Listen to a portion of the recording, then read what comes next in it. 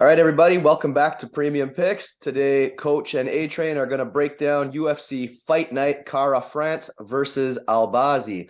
Before we do, we're going to do a quick recap on the last card. We absolutely killed it. I wish I bet more money. My tickets were very small. I put a ticket up there at the end of the episode that just showed 4 parlays. The biggest one was $50. Like, they were small tickets. 3 out of the 4 tickets hit for a profit of like $700 on less than 200 in spending. So if we actually went big, we would have crushed it. I hope you guys followed it. I hope you crushed it as well. Any takeaways from that card? Yeah. Mackenzie Dern put on the best performance I've ever seen in her entire career. Hernandez did what he's supposed to do. Like, he took the punches and then boom, took over. Loopy looked the best that I've seen her look in 3 or 4 fights, to be honest with you. Buckley did Buckley. Ferrero was losing. We got lucky there, I feel like that. Borshev looked good when he's facing a non-wrestler. So he showed what his hands really are capable of. There's a lot of it. Carolina looked solid the whole fight. Urbina, I think that was more of a case Koski being out of shape than Urbina actually being good. I called the Nascimento fight. I said it's going to decision. That's going to be a slobber knocker. I also told you to go on Hooper too, last minute, but whatever. Chase Hooper sucks, but you just got to pick and choose, right? I was going to say, that said, he could have won that fight. I don't care. I still think he sucks. He does. The guy who was fighting Nick Fiore was so tired and was still taking him down at will. He just wouldn't ride out top position. He was an idiot. So Yep. to me, Chase Hooper is going to get faded next fight, most likely. Well, 1000% he'll get faded, but you just got. I feel like we just gotta sometimes pick a fight to fight. And Tempo Garumbo, you helped me get over the hump. I wasn't sure, and I listened to you on that one, and you were completely right. So yeah, all in all, great. We only missed really because we took underdogs in the 2 female fights. If we didn't do that, who knew that those 2 girls were going to put on the best performance of their career? All right. Yeah, it was you know what, for a card that had no name value, it was decently fun. I had a fun night. Mhm. This is another one of those cards. It's not the greatest spot for betting, but we'll find a few spots and let's get into this one. First fight of the night, we got Maxim Grishin versus Felipe Lins. This is pretty much a striker versus striker. Lins can grapple, but he doesn't look to grapple. So I think it will play out on the feet. Grisham is a little bit more technical, I feel like, but Linz hits hard. So it's a tough one to predict. I think Linz is the more dangerous guy. I think if there's a finish, it's going to be on the side. Well, Linz might have a little bit of glass chin too, though. So I don't know, but I'm going to lean Linz. I don't have any money on this fight just yet, but my initial reaction is I think Linz can pull it out. What do you think? So Grishin's 2-2 in the UFC. Arguably, actually, should be 3-1. So I think he beat Jacoby in that fight. To be honest with you, takedown accuracy 33%, 66% on the defense. He actually looks worse takedown defense because he has been taken down 7 times in the UFC. To be honest with you, I think he's a little low volume at times. He's a lulling fighter, but his defense is good. He rolls with the punches. He knows how to get his head out of the way. He can be out grappled, and against Tybura, he gave up 3, and against William Knight, he gave up multiple takedowns, touchdowns, because William Knight looks like a football player, not a actual MMA fighter. Anyway, 2-2 Lins. 2 losses were in heavyweight, I believe. Arlovski and Bozer, not bad competition, still above average fighters. But against Prochnow, he really showed a well-rounded game, taking him down several times, beating him up. Actually dominating that fight in that way. And then the next fight comes out, you think he might try to take down OSP or do something crazy like that, but then he went aggressive and tried to outstrike OSP, who didn't even hit that check right hook on him. His takedown defense is 100%, so he's not getting out grappled. He has a takedown accuracy of about 36%, what doesn't mean much because 7 takedowns against Grisham. So I think so when I pick fights, it's like who dictates where this goes. I think Philippe Lins dictates where this fight, whether it stands or whether it gets on the ground. That's why him being the underdog, I kind of lean to the underdog on this one. For me, I almost have to see him at the weigh-ins though, because he comes in out of shape sometimes and looking real slow. Like I think at his best, I'll take him at his best in this fight, but at his worst, I think he loses. Like I got to see what kind of shape he's in. But it's not a bad fight to start the night off. Nope. All right, moving on. We got Luan Lacerda versus Damon Blackshear. Lacerda should have a little bit better grappling. Damon's not a bad grappler, and Lacerda is a wild man on the feet. I get why Blackshear's the underdog. He hasn't won a fight in the UFC yet, but stylistically, I think he has a shot here. I think, like I said, Lacerda's wild on the feet, so I think Blackshear might be okay here. And I think if he needs a point, like a takedown to ride out a round or something like that, I think he will be the one that will land on top. And I don't think he's going to get subbed. His grappling's not bad. Very, very close fight. I absolutely see either side here. Like I can see, hey, Blackshear hasn't won. Lacerda went toe to toe with Stamen. Like I get it, but Lacerda is wild on the feet. I think it's a step down for Blackshear in the stand up. Like I think Blackshear's gonna look okay here. I think it's gonna be a close fight. Haven't bet it. Not betting this one yet. What do you think? So Blackshear's all 1-1. Doesn't mean much. Lost to Fareed, and he majority draw Yusuf Zalal in a 3-round draw though. But that's a fight that he was like dominant. I want to say dominated, winning because Yusuf Zalal gives up rounds. But the thing is, it's like he's shown no ability to let with the takedown defense. He's been taken down whenever he wants 42%. His accuracy is 18%. Yeah, he gets a takedown, but I don't know if he'll get it when he needs it. I'm not too sure. And Zalal, you know how he fights. It's like he likes to shitty wrestle fuck you all the time. But he didn't. He actually fucking hit pillow fisted Zalal, knocked down Blackshear, and then took over for the rest of the round. So that was a bad look because it's because Zalal's so damn pillow fisted. How do you get knocked down with that? Lacerda is definitely not pillow fisted, right? So that's a red flag. Lacerda's 0-1. He fought Cody Stamen hard, just like he said. What makes me want to pick him in this fight is that he's shown the ability to throw significant strikes. Over 80 significant strikes in that fight against Stamen. He has a takedown actually of 25%. Actually took down the wrestler in that fight because Stamen is the Division 2 wrestler, I believe.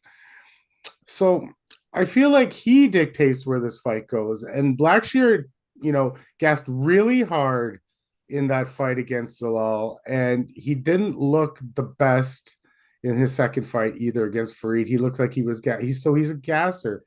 I didn't see that from Lacerda. I saw him coming forward the whole time. I saw the pressure, saw well-rounded. Yes, I saw the ability to get hit, but is Blackshear the guy to put out his lights? I mean, Stamen's a Golden Glove boxer. I know he doesn't have as much power. Does Blackshear have any more power than Cody Stamen?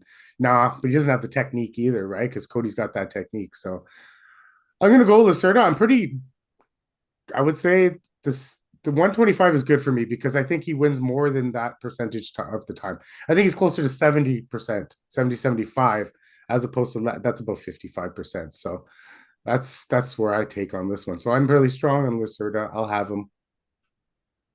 I feel like that fight has over written all over it personally, but I think it's going to be a competitive fight. Yep. Moving on, we got Jinyu Frey versus Elise Reed. Very low level women's MMA fight. I'm going to side with the dog, Elise Reed. No huge confidence. I'm not going to be betting it. I'm not putting my money on either of these girls. Reed didn't look that bad versus Luma in her last loss. She won the first round. I was kind of scared because I had money on Luma, and then Luma took over the second round and finished her like we thought she would. Frey is not good herself. So, like I said, in a fight that's so low level, like I prefer Reed's loss, the way she looked in that loss over Frey. I would side with Elise Reed, but I'm not betting it. For me, it's a pass. What do you think? So Reed is 2-3 in the UFC. So she does have, I feel like, a pretty decent amount of experience. So they are two experienced fighters going at. Her losses were to Loma, an experienced ground fighter. Her losses were to Sajara Eubanks, an experienced ground fighter. And her third loss was to Sampage, an experienced ground fighter. So we can see where Elise Reed's sort of weaknesses is. Her takedown defense is actually better than I thought at 47%, but shoddy at best. You know what I mean? Like she does get taken down. She does show the IQ to wrestle, though. She does have a takedown accuracy of 100%, which means not that she's good at wrestling, but she knows when to wrestle, right? So that is good for the IQ part of the whole fight. Now, she's well run enough to show the takedown when she has to. So that doesn't work in her favor. Frey coming off 2 losses. She's looking old, man. 2-4 in the UFC, 38. Just got knocked out by Pollyanna Vienna. If I'm right or not, that's No, off the you top are. of my head. So takedown accuracy 33%, defensive 88%. So leads me to believe that either Elise Reed gets taken down by Jin Frey's mediocre wrestling, or this fight stays on the feet. On the feet, Elise Reed all day. If she gets grinded by Jin Frey, then that's a different story. I think Jin Frey's slowing down. I think she's getting older. I don't think she can just keep pushing. If she keeps, okay, maybe Elise Reed will lose the first round, but she's actually showed a propensity to win the first round because she won the first round against Loma. She's always been very competitive in the first round. So if Junior Frey is pushing, grinding, grinding her up against the cage, whatever, she's gonna tire her out, and then Elise Reed will take over. There might be actually a sneaky finish here for Elise Reed too, as well. Sneaky finish, third round or late second round. So I'm going with Reed. I'm gonna say that she doesn't get taken down this fight because she's not up against Sandpage, Sajara, or Loma. The takedowns aren't the same. Elise Reed is my pick as well. All right, moving on. We got Daniel Santos versus Johnny Munoz Jr. Both Brazilian Jiu-Jitsu black belts. Daniel Santos definitely has the striking advantage. He's the more dangerous guy on the feet for sure. Johnny Munoz Jr., to me, his path to victory would be takedown, takedown, takedown, takedown, grind it out from the top position. If he can do that for 3 rounds, sure, he's got a chance here. But I like Daniel Santos to find that chin at some point. Like I said, I think he's the much more dangerous guy. I don't see any submissions here. Like I said, they're both BJJ black belts. So is Munoz going to have the gas to ride him for 3 rounds? I don't know. Without ever getting clipped, is his takedown so good that he's going to get them at will? That's a question you have to ask yourself. I don't think so. I'm going to lean with Daniel Santos. I do have him on one of my parlays, so I feel somewhat decent about it, I guess. What do you think? Well, we broke it down a couple weeks ago anyway, I think. But yeah, striker versus grappler. Munoz wrestling isn't the greatest. Santos has shown the get-ups. The only thing is the red flag is that the fight was called off because of Santos. I read into that. So, but they haven't publicly said why. It could be anything. So I don't know. I don't know if they rehydrate then dehydrate or how they do this, or if he just kept on with it from the last time that they were going and he just kept on a regiment. So that might be the only thing. He may gas hard. But like all the arrows pointing his direction, I feel like he can get up if he's taken down and probably keep it on the feet for most of this fight. And his power carries through all 3 rounds. So I'm gonna lean with Santos. I'm not as heavy as I was a few weeks back, but still on the Santos train. All right, we both got Santos. Moving on. Holy Jesus, Andre Arlovski Oh, still my fighting. boy. 44 years old, doing it for the old cats. All right, Arlovski versus Don Tail Mays. There ain't going to be any takedowns here, guys. This is going to be a striker versus striker. Mays looked absolutely terrible last fight, so I had him as a lock of the night too, eh? Fuck me hard, bud. man, he was so gassed. But Sakai like grinded him. He like walled and stalled him, got a couple takedowns. Arlovski's not gonna do that. So I think Dontel Mays has a better shot in this fight. And you know what? Actually, interesting fact: Sakai won that fight, and he just got cut from the UFC, coming off of a win. Yeah, because it was a nasty fight. It was a bad fight. It was like Mays is on the way out too. Oh, They'll never let go of Arlovski. Arlovski's why? got a lifetime contract, but Mays is on the way out if he can't win this fight. But anyway. Yeah, I think loser's done here, 100%. I think loser's done. I mean, how long are they going to want to keep paying Arlovski? I think Arlovski's getting like 250 a fight. Like that's good money for someone who's not even in the top 20. So I think this is it for one of them. So this comes down to will Arlovski's the more technical fighter, period. He's the more technical fighter. Will Arlovski be able to jab him for 3 rounds? Because he has no power at this point in his career. He's not really knocking anybody out. So will Arlovski play the jab point fighting for 3 rounds and outpoint him? Very possible. Or will he walk face first into a big punch and get knocked out? Also quite possible. Um, I, I mean, Arlovski's the better fighter, and the value is a pick 'em, so that there is value on Arlovski. I just find it so hard to pick him. Like 44, not the greatest chin, although he's been showing a better chin lately. Like I feel like he's due to get chinned again, but Not by this guy. I Somebody else. All right, well, it's a close fight. I haven't made a bet on it. A-Train, what do you got? So the ageless one, I call him Andre Arlovski, 43 years old and counting. Still has good volume as a striker, still throwing up above the 70 significant strike mark. He was put out in his last fight by Pei Zhao, but Pei Zhao has shown that he is actually up and coming and becoming a better heavyweight. Shown a better gas tank himself and shown better power, and Pei Zhao goes for it. We can all say Dontel Mays doesn't go for it. And Pei Zhao would wipe the floor at Dontel Mays' like face. Like, so that's not even a thing. So Arlovski has a surprising takedown accuracy of about 36% and a takedown defense of 78%, which is good in the fact that Mays can't get one of them stupid takedowns he tries to. So like this would probably play out on the feet. And now Mays 2-4 in the UFC really let me down last time. We've talked about this on the show. Guys that let you down, to let them back into your life, it's very, very hard for me to do that. To me, he's very low volume. It has shown the ability to be taken down. Has given up multiple takedowns in his losses, 2-2 in his last four. 3 of those 4 have gone to decision. 2 wins against were Roque Martinez, who stinks, and Josh Parisian, who also stinks, who I think Andre would actually beat both of those guys at this age of ripe 43.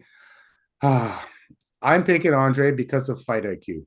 He is smarter than Dontel Mays. He knows how to win fights.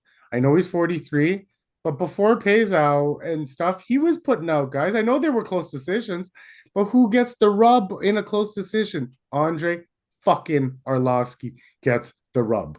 This will be another close decision. Mays isn't finishing him. I don't think he has the power or even the technique to. So I think this is going to decision, and I think they will rub Andre Arlovski again. Yeah, I think anytime Arlovski goes to a decision, he's winning the fight. Like Dontel Mays has to knock him out. Has to. Yeah, because he went to Bozer and he lost that striking. Like Bozer hit more strikes, and I had a big bet on Bozer, and Arlovski got the. I knew when it went to decision that I was fucking screwed. Buddy, that Arlovski Jake Collier fight, Collier, whatever his name is. I had Arlovski by decision. I always pick Arlovski by decision. Arlovski by decision. If you're on the Arlovski side, take by decision because he's not going to knock him out. Nope, he hasn't knocked a guy out since I don't fucking remember. Heath Herring. I don't remember. Like Jesus Christ, it's been so long. All right, moving on. We got John Casteneda versus Mateus Mendonca. At first glance, I was all over Casteneda. I'm actually kind of flipping here. I think Mateus is the more dangerous fighter. I think he fights like a berserker, and I think it's quite possible he finds John's chin.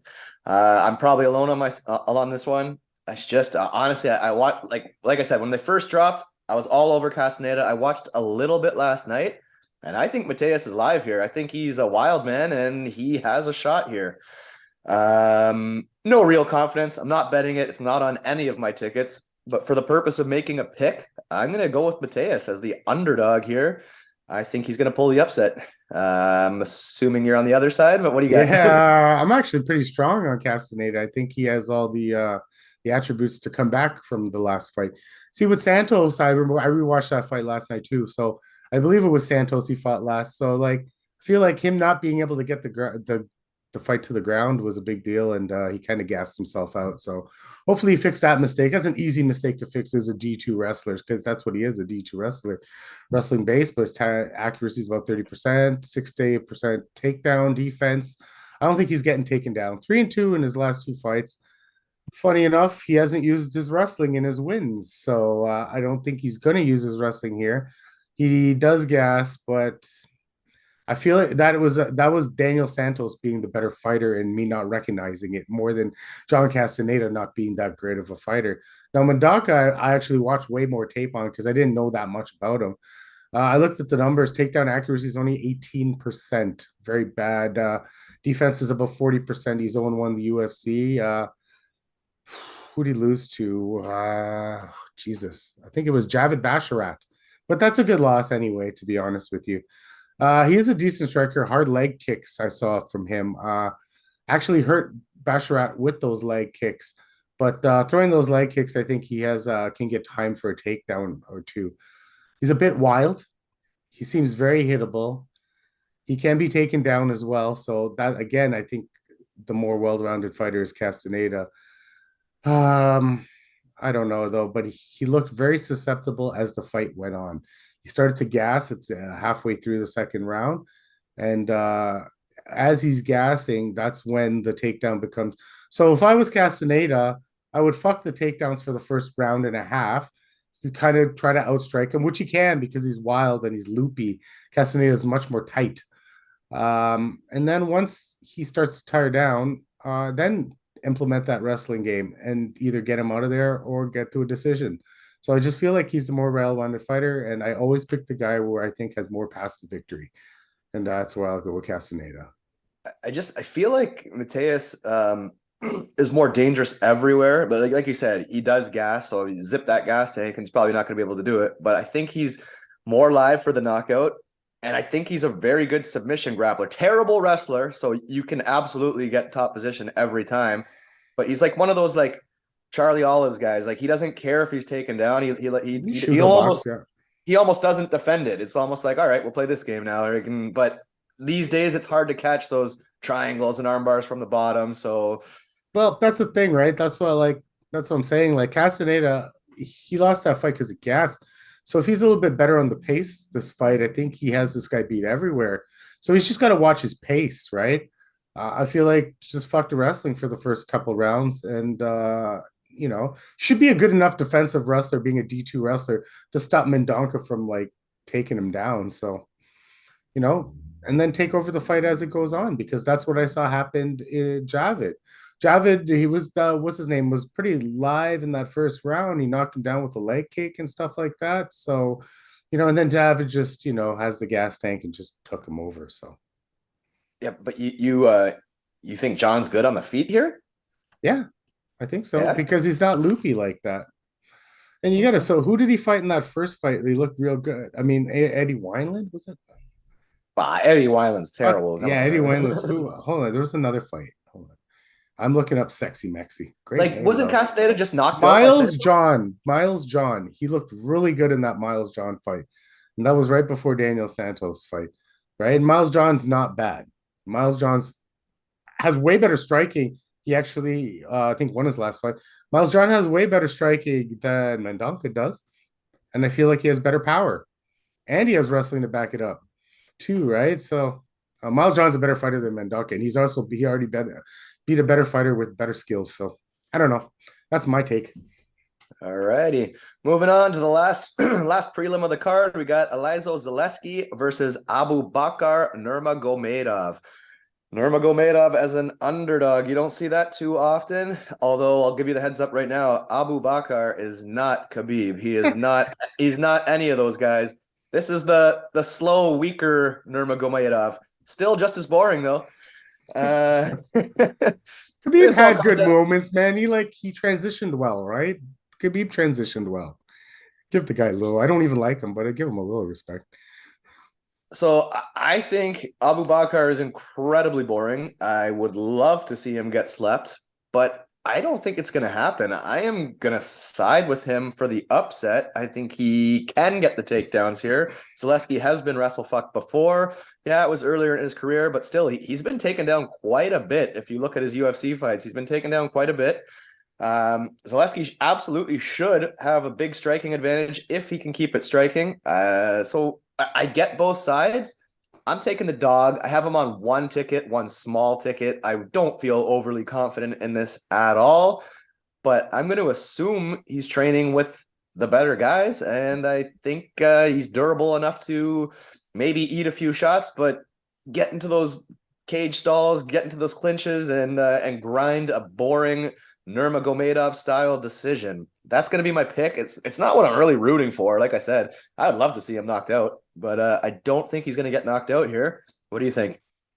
So what, Abubakar, 85% takedown defense, so he's not getting taken down, and Zaleski's not going to take him down.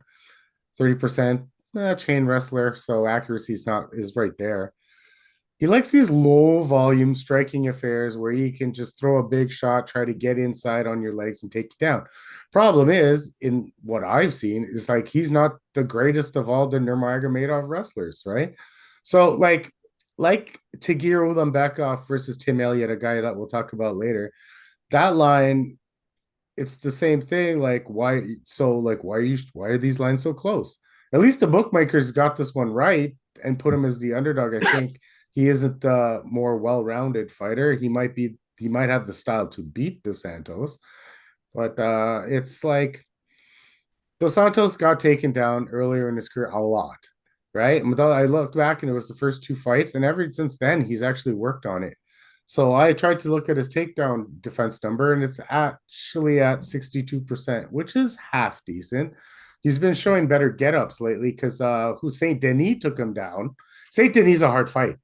That fight where he almost killed Saint Denis and won that fight, that was a hard fight because Saint Denis is actually a good fighter, right? And he took him down twice. He got up from that, but he did get held down for a certain amount of time. Now it all comes down to Abubakar holding him down. I don't think he can. I think the get-ups, I think it's like night and day on the feet, to be honest with you. He's gone over 80 significant strikes multiple times, right? So, and he doesn't need, and those are fights where he has been taken down, right? So I don't know about Abubakar's chin.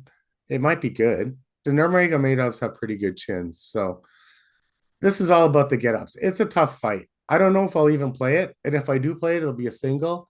And it'll be Zaleski with some sort of round prop of another fight. But I It'll like be a Zaleski. long, Pardon me? a long fight and over. Yeah. Unless he gets fucking slapped, right? That's always a shot. Zaleski hits hard. Like, okay, so if you rewatch that Saint Denis fight, I don't know, any other referee might have called that fight like 4 times. Right? He was beating the shit out of that guy. Like, I don't even know if it was fair to let Saint Denis keep fighting, but he was fighting, right?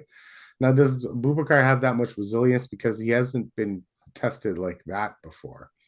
So let's see if he gets tested. So like, there's a lot of unknowns to this fight. Abubakar might have the Nurmagomedov name and the wrestling and lull and the style to beat, but has he ever been tested to show his resilience? I don't think so. So that's why I think Dos Santos shows the resilience and he wins. I don't know if it's a decision or not, but I'll see what the number is. Right, I'm gonna pick a prop on this one. I'm gonna try to pick Dos Santos by some sort of method for a small amount and sprinkle it. I think fight to start round 3 is the play. I don't think Nurmagomedov's getting slept, and I don't think Zaleski's getting finished either. So I think it's going to be a long, drawn-out fight, personally. All right, moving on to the main card. We have Guram Kutateladze versus Jamie Mullarkey. This is going to be my lock of the card for me. I like Guram here. I think this is going to look like a boy versus a man, and Guram is going to beat the living shit out of Jamie Mullarkey. That's how I see this fight. Guram 1-1 in the UFC. His win over Matthias Gamrot, that's a wicked win. And his loss is a split decision loss over Damir Ismagulov, who's a stud in his own right. And that was a split decision that many thought he won. So I like Guram big time here.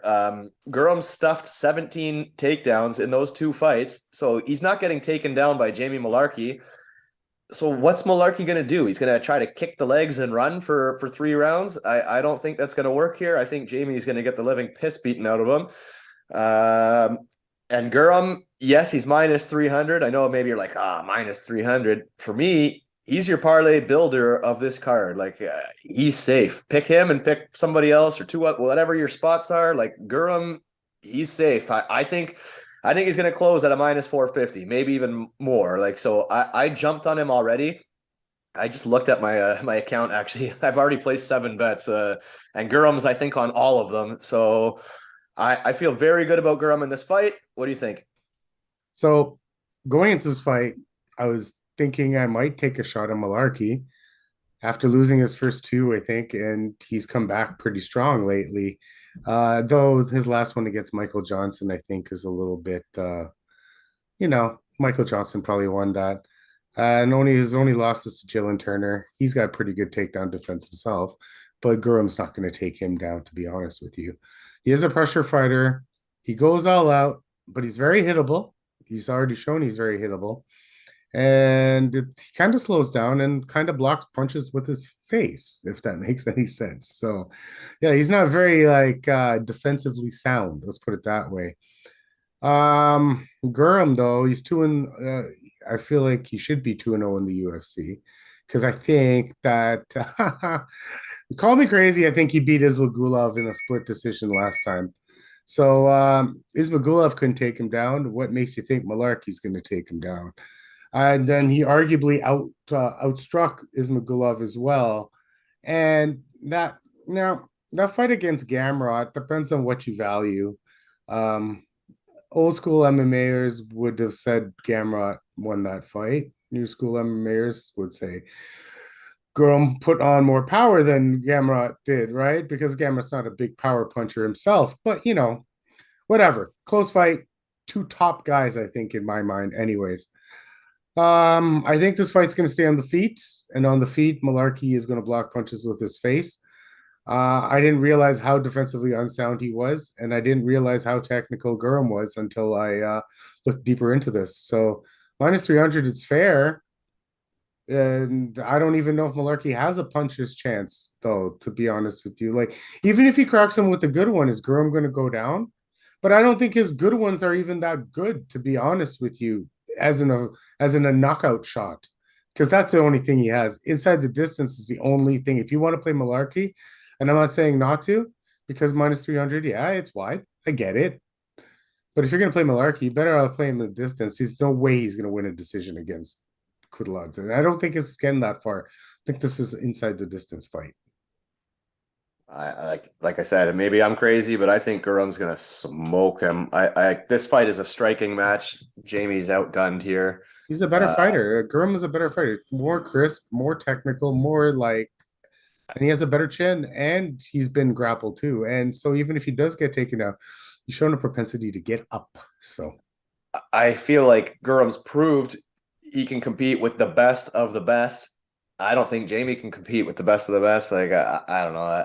I feel very good about Guram, and I think if you're on that side, you got to bet it now before that line moves because it is going to move, in my opinion. that's where I differ from you. I think publicly Jamie's got a bigger name than Guram, and then people be like, "Oh, Jamie's a tough guy. I need to put some money in Jamie." And then they're gonna drive down the Guram line. So I don't know if it'll go up because of it will after this fight, though. It will after this fight. So we'll see. I think there's levels to this, and I think Guram's a level above Jamie personally. I hear you. I agree with you. This is one of my locks as well. Moving on, we got Karine Silva versus Ketlin Souza. Silva 15-4 with 15 finishes. Very rare to see that in women's mixed martial arts, so that's a stat I like to see. Ketlin Souza 13-3. She's coming over as the Invicta champion. She just won the Invicta belt not too long ago.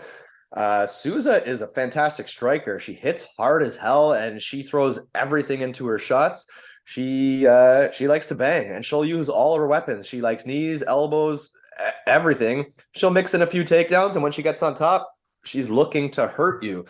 Silva is a ground fighter. She's not a terrible striker, but she uses her shots to make you kind of block, and then she'll dive at your legs, try to get you down. When she gets you down, she has no problem pounding you out or going for the submission.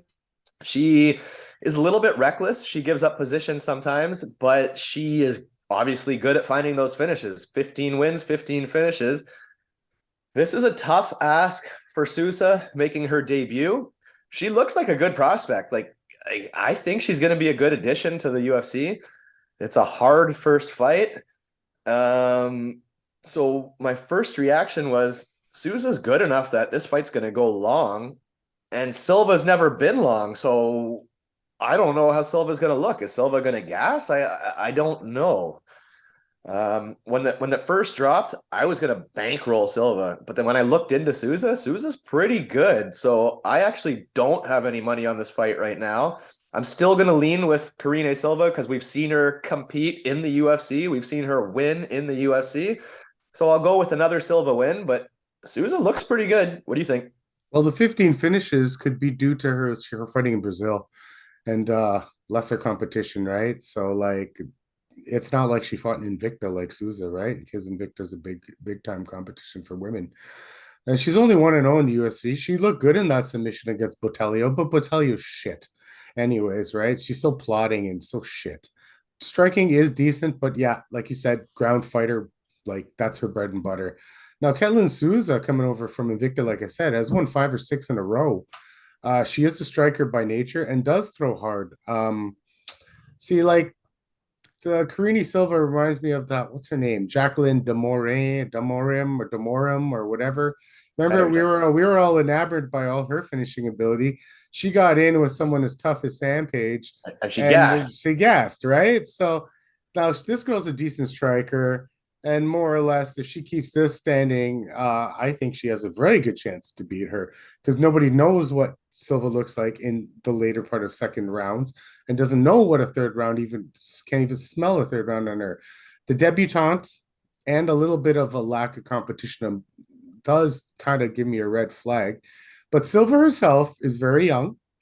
Silva herself has had a lack of competition. One fight in the UFC against Botelho, who is basically a fighter from like a regional fighter. She's not a UFC caliber fighter. So it's not like she's fought a UFC caliber fighter, shown resilience, and then battled back anything like that. So like this is basically debutante versus debutante. I'm gonna lean with Silva because she does have that little bit more octagon experience and kind of knows what the bright lights are. But like this is zero confidence in this. And I'm depending on the way the line moves, I might jump on that what's her name train, the Souza train at some point next week.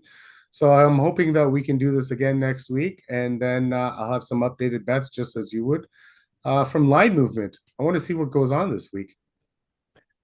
Absolutely. There's so many close fights here that depending where these numbers finish could absolutely I could flip on a few. Oh, for sure, So for sure. so definitely we'll most likely be doing another one early next week. Moving on, we got Tim Elliott versus Victor Altamirano. This is actually another one of my like there's not many confident spots on this card for me, but I think Tim Elliott rolls here. Like I think Victor's a wild man. I mean, he's been getting it done. He's been winning. And Tim Elliott, it's hard to know what's going on in his headspace with all his personal shit. But Told you about that yesterday. I can't yeah, believe you didn't see the tweet. I thought it was a fake tweet when I saw it. I did see it on Sherdog like a while ago. I forgot until you reminded me. Um, but I don't know. I mean, Victor's a fun fighter, I guess. Like his fights are so wild, but they look so low level to me. Like he's a reckless fighter. Like so, I just think even though Tim Elliott's record's terrible, I think he can grind Victor for sure. I feel like Victor's. I don't know how he's winning in the UFC to be honest. He doesn't look UFC caliber to me. So I got Tim Elliott to win this fight. I feel pretty good about it. Like I said, he is on one or two of my parlays as well. So I got Tim Elliott just being a better, more well-rounded grinder, I guess. He's not really a finisher, but I don't know. Victor's wild. He's not good to me. So I got Elliott. What do you think? I actually broke this down really good. I have a little blurb actually written on it. 3-2 in his last 5, but his losses were to Nicolau and Royval, top of the division, top 5 actually in the division. Oh And yeah. then he's just coming off a win against Tagir Ulanbekov, which is a fucking very good win. Takedown accuracy is 44%, which is really high for a guy that chain wrestles. So you got to think Elliott's shooting 10 or more a fight, and he's still at 45%. That is really good. And his takedown defense is 61%. So, which is not bad, but he spends a lot of time trying to wrestle, to be honest with you. He likes to mix it in every fight. He's unorthodox when it comes to his striking, really wild, a little weird looking, you know what I mean? Comes from like these weird angles and stuff like that, putting his head down. But yeah, he slows down a little bit though as the fight goes on, but he doesn't give up. always fighting for your money, regardless. Like he had to get choked out by Royval. He was just coming out, and Nicolaus was just the better fighter at that point. So now Altamirano 3-1 in his UFC tenure looks really good on paper. His only loss came to Carlos Hernandez, which is nobody. That's not Royval or Nicolau. You know what I mean? He likes to mix in his wrestling as well. I don't think he'll be very good at it here. 23% takedown accuracy. He really has to work hard for those takedowns. So his takedown defense is 74%, which is good. But has he ever faced a chain wrestler like Tim Elliott?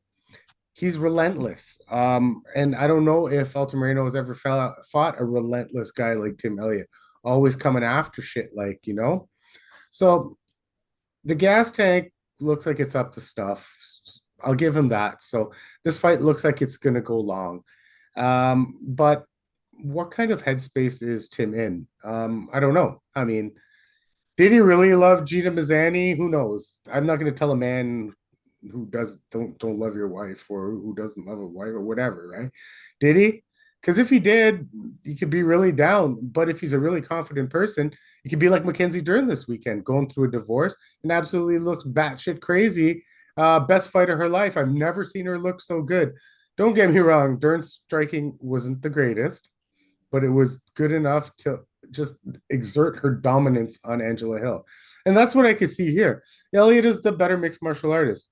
He should be able to exhibit his dominance on Victor Altamirano. And ultimately, I think that Tim Elliott takes a decision. His personal problems are a little bit of a red flag for me.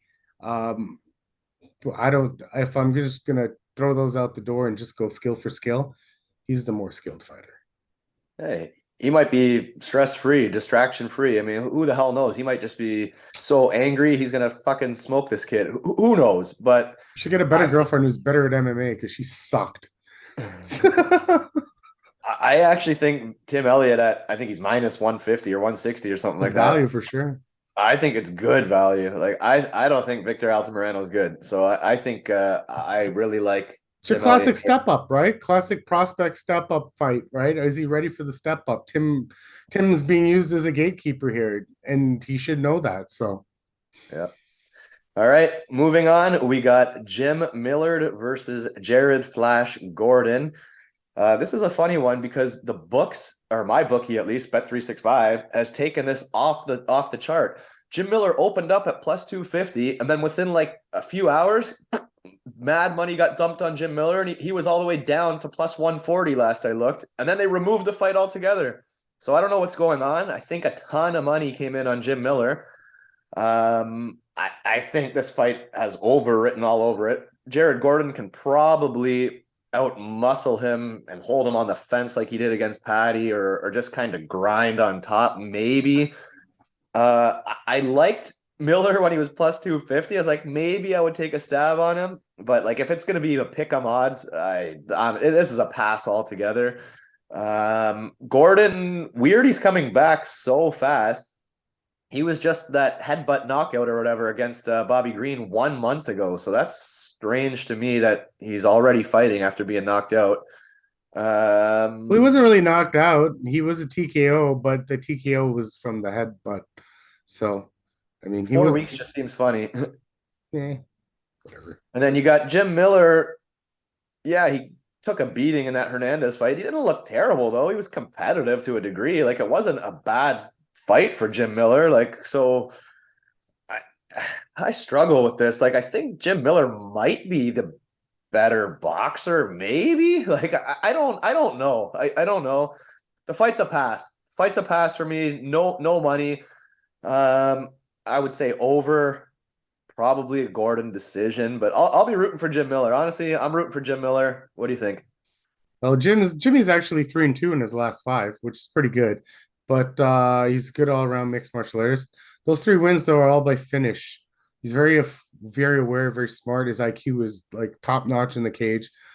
But to be honest, the body looks like it's been failing him in the last couple fights. He has the will to win, but the body looks like it's kind of, shutting down the stretch of fights. Like against Hernandez, like so I feel like it was 1-1 going into the third, but then he completely got fucked by a guy that shows no gas tank for his entire career, right? So like that's a bad look for me, because like old Jim Miller would be able to take care of Alexander Hernandez's bad gas tank, right? And Hernandez is notorious for not making it into round three because he kind of gasses. But this was like kind of weird that it was the opposite against Jim. I don't know why. Maybe Jim just let him do things. Jim's got a takedown accuracy of 43%. He doesn't really go for the takedowns unless the striking is not working for him. He'll much rather stand in the striking realm. But he does get taken down quite a bit. He has 48%. I can remember Ben Henderson taking him down quite a bit. And we'll go with that. Gordon, though, on the other hand, 2-2-1 in his last five. Actually, should be 3-1-1 because I believe he beat Paddy Pimblett by a decent.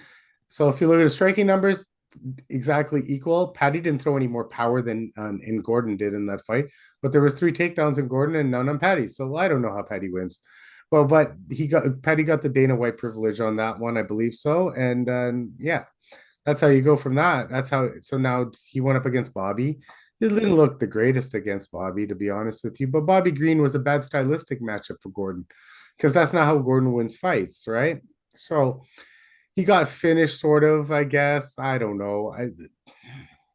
The only time he's really been finished is by Dawson and by Oliveira. Dawson was losing that fight first 2 rounds, and he had to go for the finish, and it happened in the exact last second of the last round.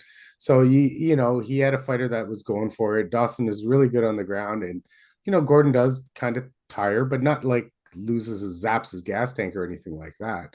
He did lose that 3rd round against Patios, but I thought I won the first 2, right? So, and then Olives is Charlie Olives. He just wins fights when he's not supposed to. I think this is going to be a grinder. So unless Jim Miller knocks out Jared Gordon or somehow taps him, I feel like he gets grinded out. The Lyme disease and the body breaking down comes into it, and he loses a fight. How much longer can Jim Miller win fights? This isn't Andre Arlovski pick-potting, pop-shotting Dontel Mays. This is like a legit guy in Jared Gordon who has won against legit competition. So I'm going to say he grinds out a decision because Jim Miller's tough as fuck.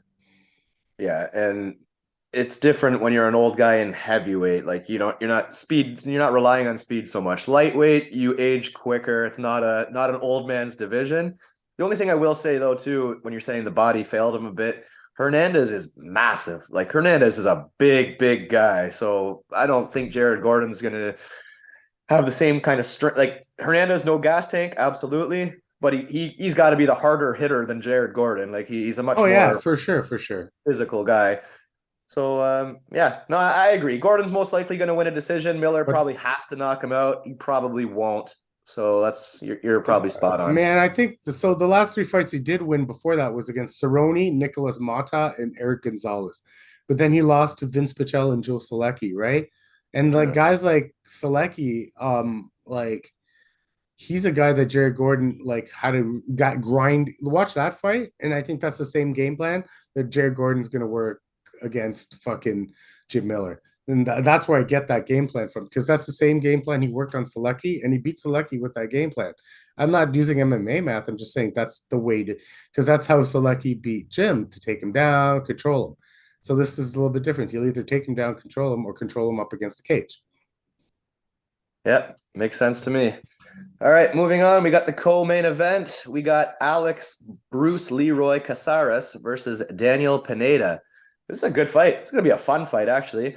Pineda, very dangerous, but gasses. So usually he gets you out of there quick, or he's going to gas and lose.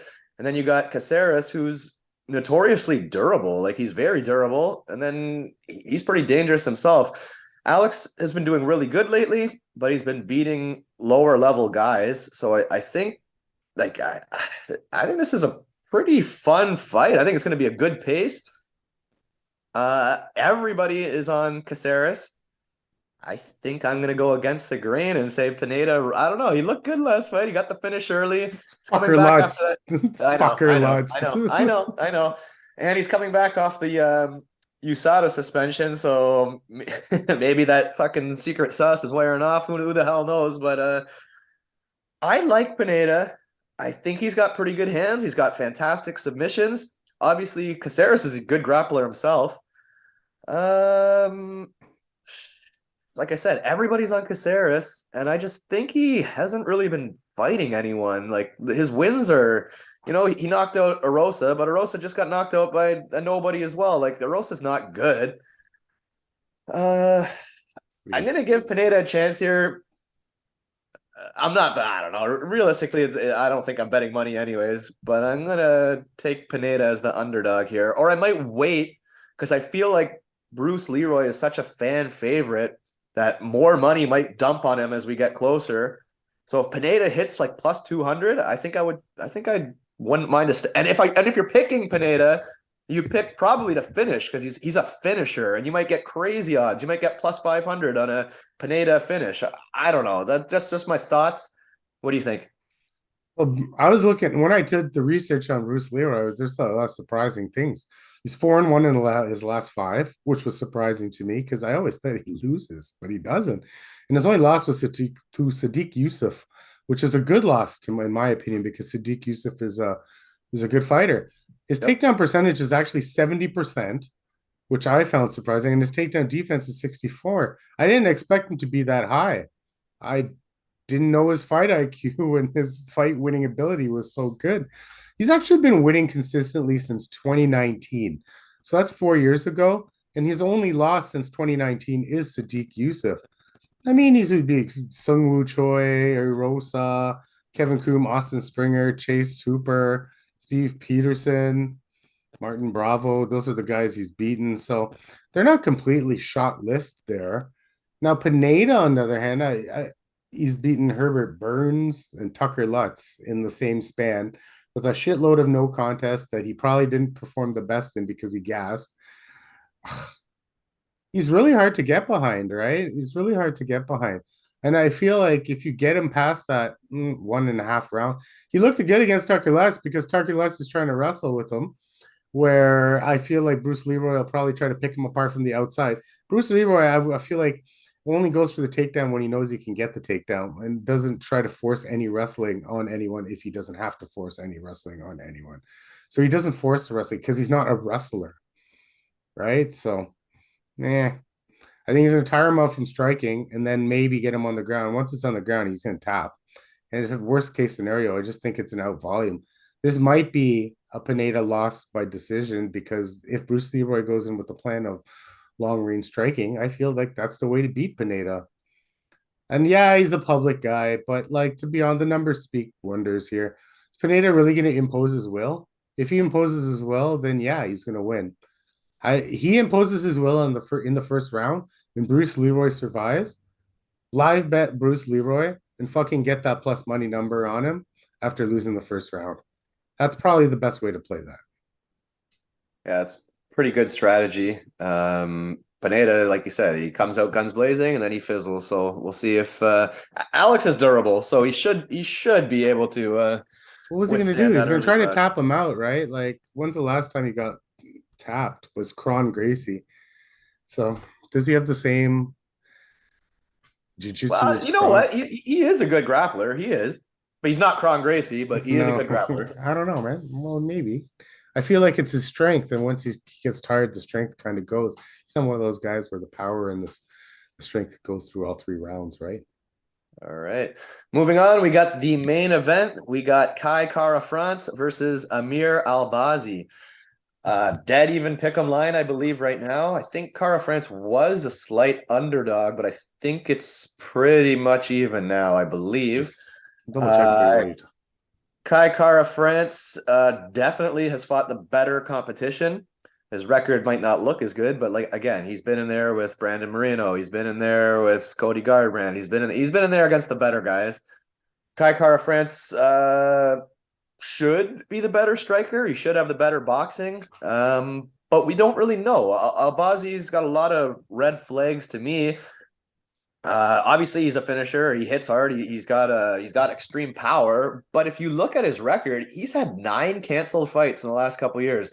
I don't know if these are visa issues or if this guy's just pulling out of fights that he doesn't match up good with, because he was scheduled to fight some good guys, and he kept pulling out, pulling out, pulling out. If you look at his Tapology, 9 pullouts in the last couple of years. That's very strange to me. So I'm hoping that's visa issues, because otherwise, I don't know what the hell's going on there. Amir, if he can get it down, Kara France has shown holes on the ground, but he has good takedown defense. So this comes down to, is Kara France going to keep this standing and outbox him, or is he going to get taken down and strangled? I don't know. I'm struggling with this one. I don't have any bets on it. I think if my parlays hit, of course, I'll be throwing on at the end of the night, but I'm not confident in it. Part of me would want Albazi to win just because we need a new contender, but he's also a bit of a mental midget, so I don't know, man. I'm not sure. What are you thinking? Well, I actually have a pretty strong lean on it. KKF is a good fighter. Like you said, only losses are to Wonder Royval and to Moreno in his last 10. He's consistently been fighting the best of the best. He fought Askar Askarov. He beat him. He's beaten some of the best fighters in that whole division. Takedown accuracy, he's not taking anyone down, 25%. He's not taking anyone down. But that 87% takedown defense, what you alluded to in your breakdown, that's pretty good, man. Like, he stopped Askar Askarov. Askar Askarov had to work for 2 takedowns in that fight. And I feel I'm using this guy as an example because Askar Askarov is a really good wrestler overall, right? And he took him down twice, but he popped up so quick on both of those that Askarov didn't have any time to defend him on the ground, you know? Now, Albazi is like 4-0 in the UFC, but he has nowhere near the resume that Kara France does. This is going to be a stand-up affair, and I don't know if Albazi has any striking compared to what France has, like, you know, significant strike for days. He lands 3.5, lands 5, absorbs 3.5, where Albazi only lands 3.5 and absorbs 2.5. So there's already like a 1.5 striking differential between the two fighters, right? That's a lot over extrapolated over 5 minutes per round times 5 rounds. So yeah, you're looking at 25 to 35 more significant strikes coming from Kara France just by the numbers, right? He's never been in a high volume striking affair. That's Albazi. He's always been able to implement the ground game. So the other guy's never been able to show him what a high volume striking affair really is. So that's where the resumes come into play, right? He's never fought a Moreno, never had to, like, you know, go up against a guy like with that kind of like striking, or fought a Royval, that guy that great ground game. Yeah, Royval actually got dropped, but Royval gets dropped all the time. He got dropped by KKF, and then they had to ride that one out. So, you know, I don't know. I see Albazi floating around at minus 125-ish. Your book got him at plus 100 KKF. This seems to be like Ricky Simone versus Xiang Yidong all over again to me. If this stays standing, I don't see how Albazi beats KKF. I got Kara France all day. I don't know if I want to jump on him now or if the Albazi love's going to come in. Even if I got him a slight less minus money, like minus 105, minus 110, I'll be cool with that because I could probably parlay it with like a Gordon Miller over 1.5 to make it plus money and then do a decent sized bet on that. But I'm strongly leaning to KKF based on resume, based on striking and takedown defense. Some of the most important things you can use to win a fight. He has those in his favor. Yeah, I mean, Albazi might be the real deal, but he has to prove it first. He hasn't proven it yet. And he's such a strong, muscular freak that I don't know if he'll be able to go 5 rounds. Like, those guys with lots of muscle gas, man. So France has got pretty good striking, to be honest with you. If he has some questionable fight IQ sometimes, but he has really good striking. And take that Askar Askarov. If Askar Askarov didn't have such a good chin, he'd been fucking blown out of the water that fight. And I was all over Askarov to beat Kara France. I'm like, oh, he's gonna take him down. He's just gonna control him, but he didn't. Royval won on a like friggin' submission rollover, and Royval won like that. And Moreno's just quite simply better. But and that was still pretty decent fight he had with Moreno, to be honest with you, the last one. So The thing with Askarov, and I was on him as well, but we should have seen the red flags. Askarov is the notorious gasser, man. Like he's done by round 2, like 2.5, he's done. So I don't know how much I take away from that, honestly, because he was just so tired. And the one thing with Amir, like some people, you sense like a fake confidence. Amir is not a fake confidence. Like this guy thinks he's gonna run Kara France over. Like he believes in himself, man. And sometimes that's a guy who has that kind of confidence can be dangerous, man. Like to me, this fight's gonna, if he wins, he's the real deal. If he doesn't, he's not. Like we're gonna find out. I kind of want him to win, man. I don't know. if I'm you're sick gonna of this. win, it's gonna be by finish. Yeah, oh yeah, I don't see him going 5. I don't see him going 5 rounds. I think either way, it's probably going to get finished. Well, I think because he's from where I can't remember where he's from. He's from one of those Middle Eastern countries. They're tough on the chin, so I mean I can see fucking Kara France pot shotting him for 5 rounds, but I can't see this guy standing there and wrestling him for 5 rounds. So Yeah, and Kara France only has 2 knockouts. Like for the striker he is, he's not a huge power puncher. He knocked out Cody No Chin Garbrandt, but that's like I don't put too much into that. But I just think Albazi, I don't think he's going to get one shot KO'd, but I think when you gas, you can go down and get finished. So it'll be interesting to see how that gas tank holds up. Again, it's no bet for me right now. We'll see what happens. As far as the card as a whole, not the greatest. Even the next pay-per-view, not the greatest. And then after that, we have a few wicked cards in a row coming. So we're almost back at those great cards that we're going to get pumped for. As far as the betting spots here, I think we'll probably post another video early next week, an updated one. But we just wanted to give you guys some early predictions here. I will post a couple early parlays I made just because I wanted to get in on some of the numbers before they move. As far as my spots on this card, I like Tim Elliott. I like Gurham. After that, it gets a little bit dicey. Do you have any spots that you like and feel confident in already? yeah, I like Gurham. I like Casteneda. I like the Arlovski over. What else do I like? Fuck those girl fights. I hate those. I really like Felipe Lins. I think he's got this covered. He's got this fight covered. As an underdog pick. I really like him as an underdog pick. And like I said, I like Lacerda. I said I like Lacerda, and I actually like Elise Reed here too. I think Junior Frey is on her way up. 38-year-old woman. That's a tough one, man. Remember all the older women when they start fighting at that age, they slow down. The Lena Landsbergs, the Marion Renaults. They just start slowing down. And like you said, when the lower weight classes and you lose that speed. I think you just brought up Felipe Lins. I think money's getting dumped on Grishim because maybe I'm wrong, but it looks like his Lins is now a plus 135. I think he was only like a plus 110 before. So oh no, I was getting him at plus 145, right? So oh, were you? Okay. yeah. All right. Okay. So I'm gonna take him. I'm gonna take him. Hopefully well, if he wins, I think he's a finisher though, right? Like I don't like I recall him knocking Drew out in the first minute. I don't know. Maybe I'm just recalling his he grinded out Brackney out, but and then he went to decision with Arlovski and got flatlined by Bozer. Bad luck there, but all right. He was heavyweight, so like when we say, I know you said he was a little plotting.